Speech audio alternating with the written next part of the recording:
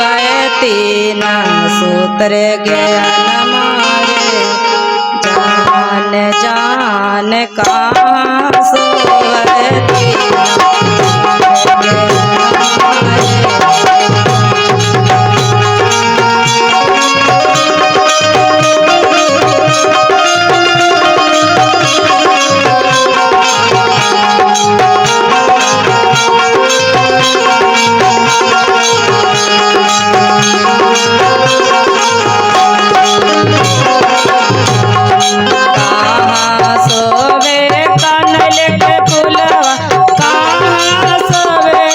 ज्ञान मारे जान कहाँ सोए तीन सूत्र ज्ञान मारे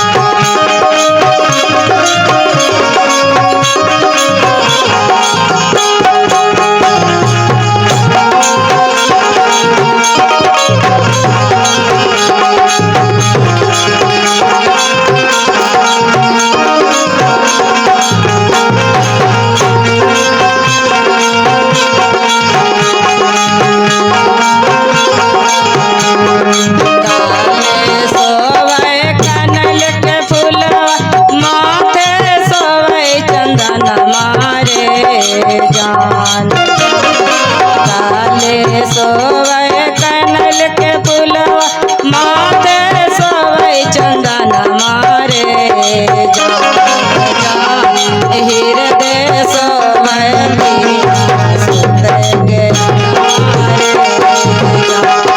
जान हृदय सोवे मीरा सूत्र ज्ञान मारे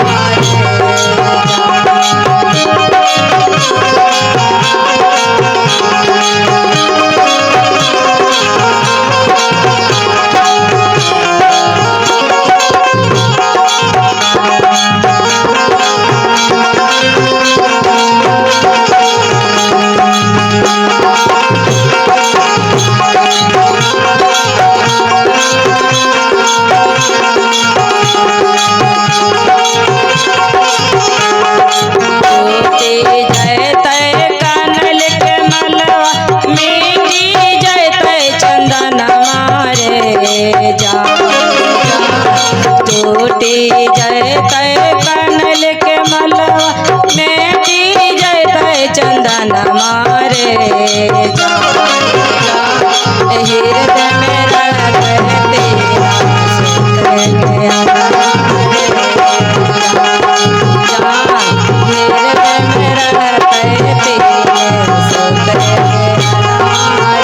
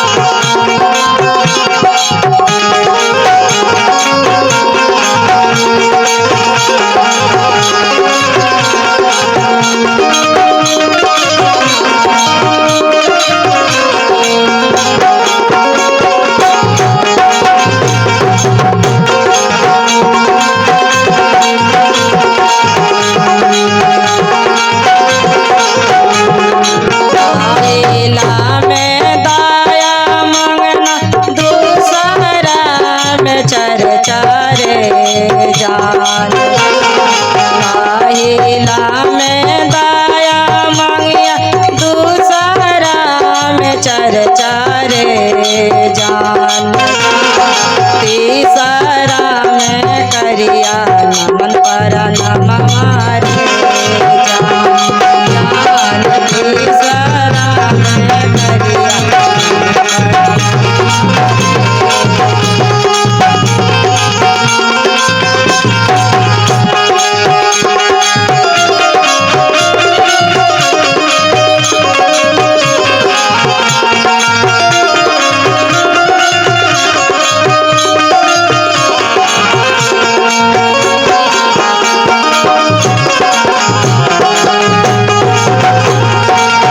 दाया से दाया हो तो चर्चा से ज्ञान मारे जान।